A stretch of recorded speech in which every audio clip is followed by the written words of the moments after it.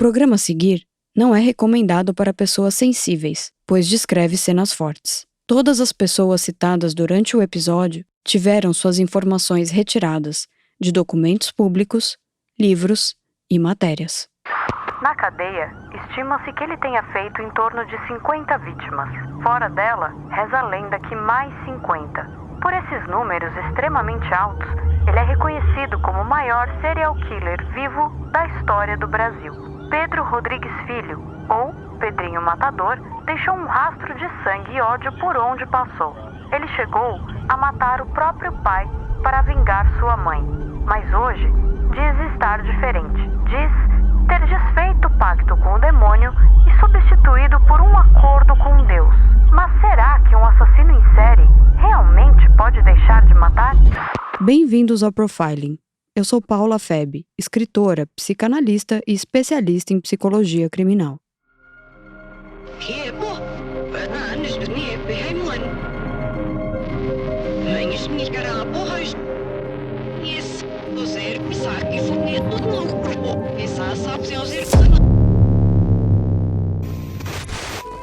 Eu matava gente quase todo dia. O dia que eu não matava, eu não me sentia bem. Filho mais velho de 8, Pedrinho foi criado pelos pais e avós. Seus pais, Pedro e Manuela, brigavam constantemente por ciúme. A mãe, muito religiosa, não queria que os filhos vissem televisão. Sua avó era um bandista e dizia receber várias entidades. Antes de ser preso, era comum que ele apartasse as brigas do pai. Também fazia parte da rotina assistir a mãe passar por violência doméstica, coisa que Pedrinho nunca aceitou. Curiosamente, apanhava mais da mãe do que do pai, mas sempre foi leal a ela. Da convivência com os avós, veio a familiaridade com armas, a frequência em matar animais, que sempre justificou dizendo que era para vender, e o hábito de beber sangue, que começou por volta dos 10 anos de idade e a família dizia ser bom para a saúde, e só sangue de boi, já que o de vaca diziam não ter um gosto muito bom. Segundo o texto Totem e Tabu do Freud, temos como desejo a liquidação do pai, a liquidação do superego, a liquidação da ordem e daquilo que nos tiraria o amor absoluto de nossas mães. O desejo de matar existiria como um sustentador do mais profundo desejo. Ao alimentar o neto com sangue de boi, vemos um incentivo inconsciente ao consumo de sangue do macho, já trazendo à tona a proteção da fêmea. Ao liquidar o macho para viver mais, temos no seio familiar a ideia de que a morte do outro traz um custo-benefício à nossa vida, que vale a pena pagar. A trajetória das mortes de Pedrinho começa quando ele tinha em torno de 15 anos e o pai havia sido demitido. Foi então que ele viu o substituto do prefeito que demitiu seu pai e o vigia, que tinha certeza de que era o verdadeiro ladrão, como os responsáveis por esse drama. Pedrinho matou primeiro o subprefeito e depois o vigia, sempre seguindo o hábito de contar a razão da morte para a vítima, deixando sempre bastante claro o porquê de cada ato cometido. O fato de Pedro sempre contar para a vítima o motivo de sua morte deixa claro o quanto as mortes para ele tinham a ver com fazer justiça. Uma morte que não trouxesse justiça iria fazer com que Pedrinho sentisse que não estava fazendo algo correto. Portanto, teria duas opções. Ou essa morte não aconteceria, ou, se acontecesse, iria causar um mal-estar nele. É o caso de assassinar mulheres. Não há registros de que Pedrinho tenha feito isso, mas matou muitos homens que fizeram mal a mulheres.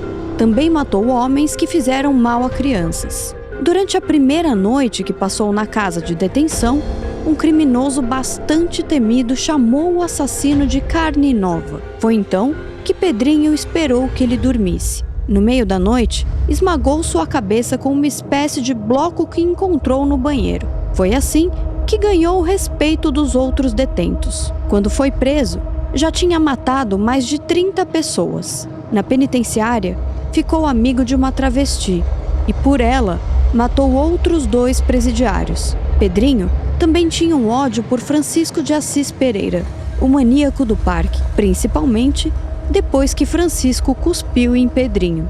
Pedrinho usa uma linguagem muito curiosa quando fala sobre seu passado. Fala sobre si como um guerreiro, chama os que matou de inimigos e diz que as marcas de facada em seu corpo são marcas de guerra. Vê seus assassinatos como uma busca pela justiça. Não à toa, ficou conhecido por colegas de cela e pessoas que estudam seu caso de justiceiro. Matava quem havia feito mal a ele ou que havia cometido algum ato considerado hediondo dentro da lei da cadeia, como estupradores, por exemplo. Usar a nomenclatura de guerra pode ser uma forma de se colocar em um lugar da sociedade onde seus atos seriam permitidos, e os que matam são vistos como heróis.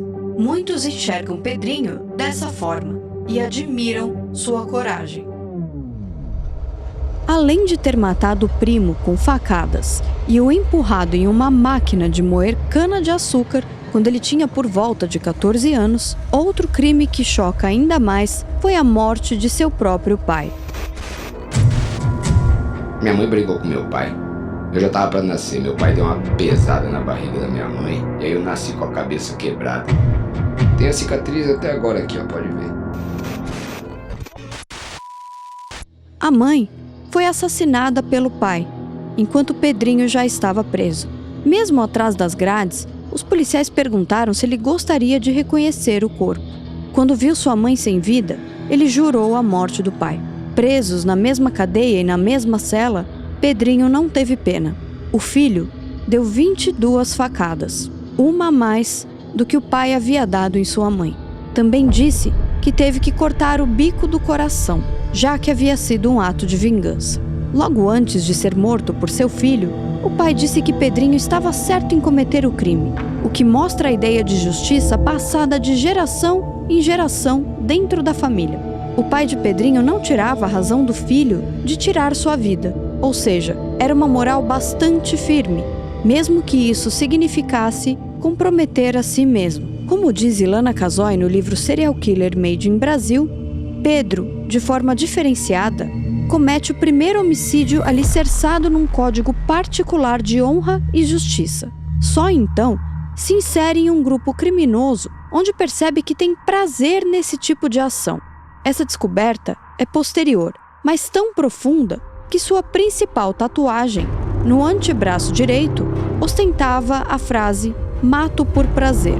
Na verdade, hoje em dia, a tatuagem não existe mais. Foi coberta por um escorpião.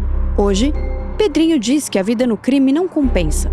Além disso, já cumpriu suas obrigações com a lei. Ficou preso durante 40 anos e hoje está solto. Ele costuma dar entrevistas nas quais conta que mudou por questões religiosas.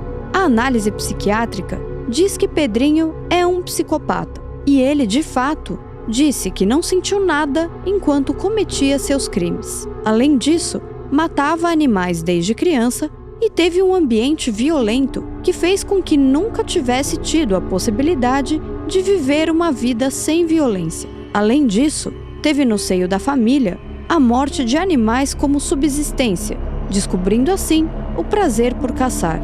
Não tinha como escapar. Ou Pedrinho descobria prazer na morte para se sentir parte de sua própria família, ou estaria em constante sofrimento. O inconsciente de Pedrinho escolheu o prazer, ou seja, a base da construção de um serial killer clássico. O que sai da curva é o fato de Pedrinho matar quem nós, provavelmente, teríamos o desejo de matar. Essa dualidade entre o que é justo e o que está dentro da lei talvez tenha feito com que a mídia se interessasse pelo assassino. E, claro, tem ajudado a fazer com que esse mito do justiceiro fizesse sentido para tanta gente. Pedrinho faz, com as próprias mãos, muito da justiça que nós esperamos. Mas o quanto disso é realmente justiça? E o quanto é nossa vontade de vingança? É curioso que, ao mesmo tempo que o discurso de morte de Pedrinho parece justo, também mostra uma certa conveniência. Assim como quando percebemos que ele matou o chefe do pai por conta da demissão, mas também matou o próprio pai por ter matado a mãe. Pedrinho matou homens de gangues rivais e sempre as palavras vingança e honra fizeram parte de sua vida.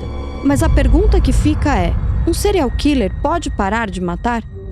Dentro do tratamento das condutas criminais, muitos estudiosos dizem que é possível sim haver uma ressocialização de criminosos, mesmo que sejam psicopatas. O modelo RNR, risco, necessidade e responsividade, é um exemplo disso. No princípio do risco, é analisado o risco de reincidência violenta e a probabilidade de aceitação para admissão no programa, que conta com uma avaliação cuidadosa do criminoso. No princípio de necessidade, são analisados atitude criminosa, controle emocional e agressão interpessoal. Já o princípio de responsividade traz a análise da aliança terapêutica, motivação para o tratamento e vê se há déficits no processamento de informação. Ou seja, é sempre uma análise da possibilidade desse preso de viver em sociedade. Uma outra tática usada para possível restabelecimento de um preso na sociedade é o modelo de tratamento chamado terapia do esquema, desenvolvido por Jeffrey E. Young, para ser usado em transtornos sérios de personalidade e transtornos psicopatológicos crônicos, exatamente quando os pacientes não respondem a outros tratamentos. O que torna esse método único é o fato dele se concentrar no estado emocional do paciente. Ele utiliza um conjunto de técnicas, sendo a reparentização limitada a mais importante, já que faz com que o terapeuta assuma o papel de pai e, assim, consiga dizer ao filho o que é certo e errado. É como se o terapeuta reeducasse o psicopata e o ensinasse como viver em sociedade. Todo mundo apanhava. Meu pai batia pouco, dava castigo.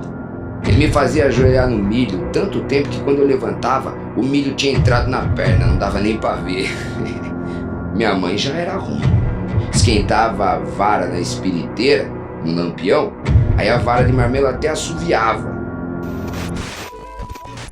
Não sabemos dizer ao certo por qual tratamento Pedrinho passou e se houve de fato uma redenção.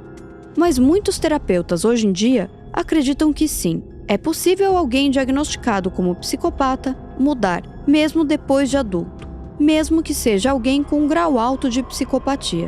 Pedrinho tem algo interessante em sua personalidade, já que a linha entre a falta de empatia e empatia extrema pelos que não podem se defender se mistura. Por isso, talvez, ele se veja como um guerreiro, porque fica claro que ele acredita que aniquilava apenas os maus e os inimigos. Hoje, Pedrinho relata que conversa com Deus, ao invés de conversar com o demônio, e acredita que alcançou a redenção a partir do momento em que se disse arrependido de seus crimes. E em relação a isso, realmente, só Deus pode julgar, já que dentro da nossa justiça, como dissemos, ele já pagou tudo o que devia.